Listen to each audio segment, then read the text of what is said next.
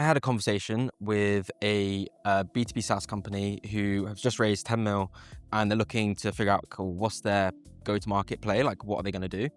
And we started talking about what outreach channels makes the most sense for them. Is it going to be around like direct cold outreach, or is it going to be a case of, hey, we need to really build trust with the people that we want to connect with our potential clients, and then naturally from there, of course, that's our kind of longer term growth plan. So what I want to do in this quick video is just run you through the options that we spoke through with them to figure out what makes the most sense, and the way we're actually going to go about it as well, right? Because ultimately you can understand the strategy that we're going to deploy and why we're going to do it. So just for context, this company, they're in the financial services arena. So of course, very regulated overall in terms of who, like the messaging and like what you can actually say and all those different things. But at the same time as well, is a ICP they're going after is very, very high end, let's say, right? It's much kind of older folk. They're more experienced, more versed in the financial markets. Think like wealth managers, heads of like VC firms, those types of people. And so when we're looking at the strategy, so the first strategy that we spoke about is cold outreach in terms of like pure sales. So cold outreach is an interesting one. My experience with that has been, we used to be a fully cold outreach like agency, and we've also done some work for people like Nestle, B2B SaaS companies, like loads of different types of companies. And cold outreach is a channel where it's a very direct response style of marketing, because what you can do is you can blast out to 10,000 people tomorrow to some degree saying, hey, this is a service that we have. We think we can help you. Yes or no? Now, that's really cool in terms of getting in front of loads of people to say what it is that you do. But then the caveat to that is a lot of people are in the marketing funnel of becoming problem aware, becoming solution aware. And so only like 3% of the market is really in that final buying stage of they understand they have this problem, they understand they're looking for a solution. And so you might be able to catch 3% of this lead list at the right time. But then the additional problem that comes with cold outreach and cold email is some people just hate the channel, right? In terms of the leads themselves. Like, think about it on your side.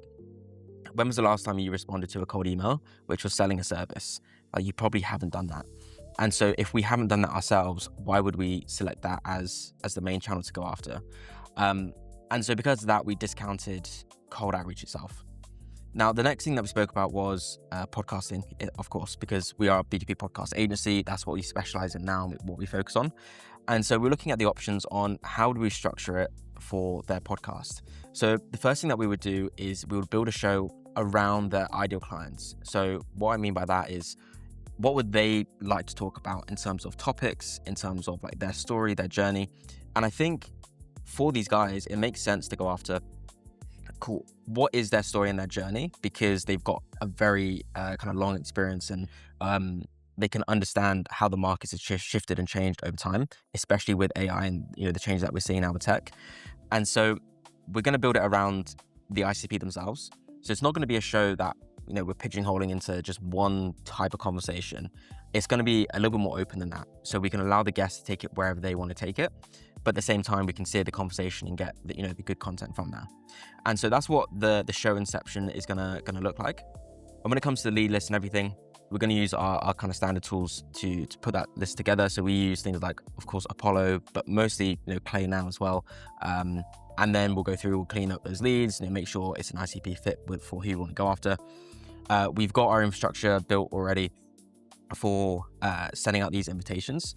Now, what the messaging looks like on these invitations is very straightforward and very simple. It's just saying, hey, we came across your profile. We're launching this show called X. We're going to be talking to people like XYZ. We've already got guests from XYZ companies. Would you be interested in joining us? Happy to book in an intro call to see if it's a fit, completely free of charge. And that type of messaging is really cool, because what we're doing is that instead of selling something directly, we're just inviting someone on, saying, hey, you've got experience in this field. I'd love for us to pick up the conversation and just see if you would like to share that expertise.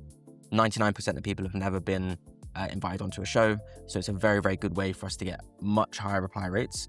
And for context, when we used to run like pure cold outbound for clients, your reply rates were around 0.5 to maybe 1.5%, and about 70% of them would be negative. Whereas when we run it for like podcasting specifically, we get between a 5% to a 19% reply rate, which is very, very high for cold outbound. And out of those, it's about an 80 to 90%, which is a positive reply rate as well. And a lot of the CTAs in that is actually asking for booking in a call, so an intro call.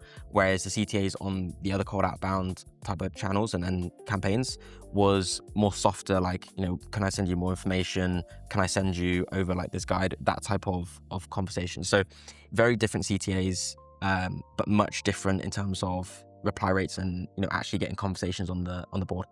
So that's what we're going to do from the messaging standpoint.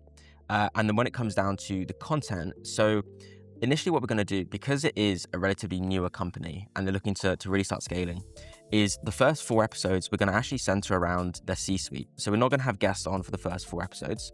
We're actually going to just interview and have a conversation with the C-suite themselves, each of them, and go through like kind of who they are, what the company's about, their expertise, their long-term mission, all those different things as well.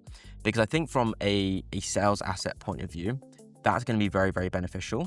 And it will also allow us to essentially set the stage for the future guests on what this podcast is going to be about, but also why they're experts in this field. And as long as we're experts in this field, we're going to be able to get the guests on. And so that's the strategy we're going to go after. In terms of the content that's going to be pulled from that, it's going to be a ton of short form content because, of course, things like X and like LinkedIn is really their channels that they want to focus on. And so for the C-suite team that are going to come on and do this episode, is we're going to create more of like a founder-led style branding for them based on these first few episodes. And then when it comes down to us getting the guests in for them, then of course we're going to be running this outreach, we're going to be doing all these things, getting these intro calls booked in, and they're going to essentially have these direct conversations with people who is their ICP, but then at the same time is going to record all this amazing content, which will then be shared and distributed across the C-suite team. And so overall, when you look at the amplifier effect of these things, is cool. They're having a direct conversation with guests who can actually become clients as well. But then from that one action, they're then getting multiple different formats of content, short form. We're going to potentially spin up a newsletter as well. And then it can also feed things like blog post ideas and things like that on top of it. But they're going to get all of that from just one conversation, which is going to be really cool. So I'll keep you updated with how things actually go about with this client when we look to launch and what that could look like. But at the same time, if you are in the stage of, hey, we're looking to really grow and scale our B2B company, you're SaaS, you're either doing consulting or agency, then feel free just to book a call in with me or my team, because we can run you through the different options you have when it comes to scaling, for the rest of the year. Because the way we like to think through systems is long-term systems, not just short-term systems. And I think right now with B2B, it's very, very important that we think long-term. So happy to figure out with you what that looks like. Feel free to watch some other videos as well. We go through different types of marketing for B2B and what makes sense and all these different things as well. So feel free to check those out as well.